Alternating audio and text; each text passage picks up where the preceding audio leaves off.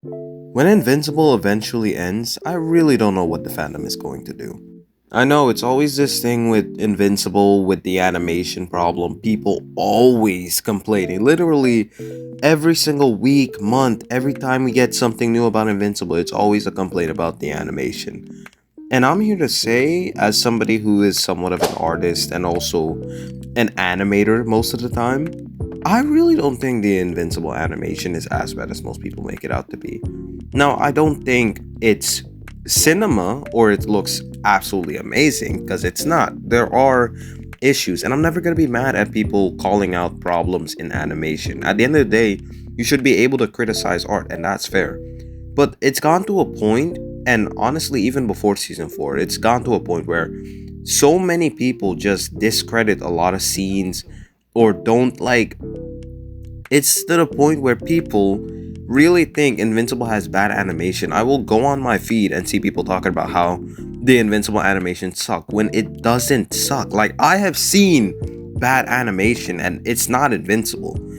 And yeah, like I said, you're fair to criticize, and there are certain scenes and shots where you can maybe call out animation, but I feel like a lot of it is really just nitpicking. And I don't want to sit here glazing Invincible. But the reason I want to make this video is because as an artist myself, I find it so messed up for people to imagine spending time working on a project and it not even being half bad. Like, you're fair again to criticize bad products, but Invincible's animation is not that bad.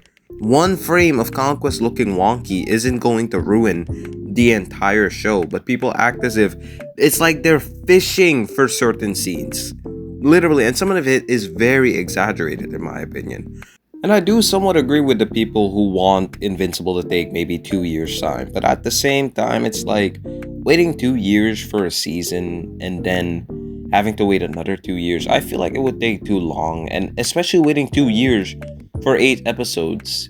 To be fair, they are 40 minutes long or 50 minutes, so I guess it can work, but it's still just, I don't know, it doesn't sit right with me. I think yearly releases and 40 episodes and the animation looking like the way it looks now really isn't as bad as most people think it is. And like I said, you can dislike it or not agree with it or think it sucks or think you think it looks bad. That's fair. I personally don't like the art style. I like the comic book art style a lot more.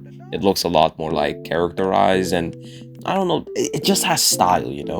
And I can't even imagine how hard it must be to adapt that art style into animation because people really think it's that simple. It's really not. It takes animation is so time consuming, and I'm not even like a senior or pro animator. Like, I'm still pretty new to this. I've only been animating for like a year, and having to see the complaints here already makes me feel a little bit bad. And I know people are maybe gonna point to the fan projects and be like, but fans do this. Well, fans don't work with deadlines, bro. And I don't even know how many like storyboard artists or artists actually work on Invincible. I haven't done my research for this video.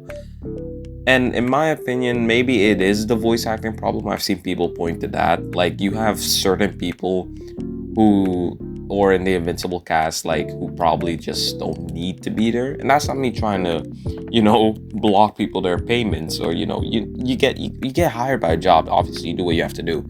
But it's just like some voice actors, I feel like you really don't need to hire these high celebrities. Like, for Titan, for example, I had no idea he was voiced by Mahershala Ali in the first season at all.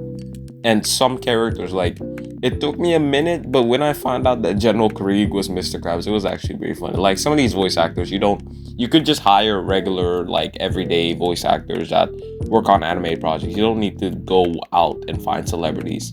I found it very funny that they hired Aaron Paul to voice Powerplex when, correct me if I'm wrong, I don't even think Powerplex makes that many appearances in the show or in the comics. So it kind of feels like a waste, you feel me? I wish they would maybe spend more money on their animation and also just make the teams larger, add more storyboard artists. Again, I don't know how many there are, so maybe correct me if I'm wrong, maybe there are a lot.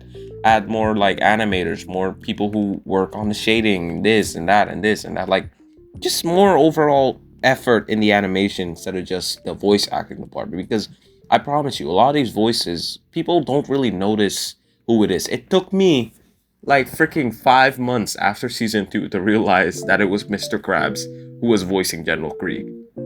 It really doesn't matter that much. But that's all I have for today. Invincible's animation is really not that bad. I appreciate you all for making it to the end of the video, and capiche.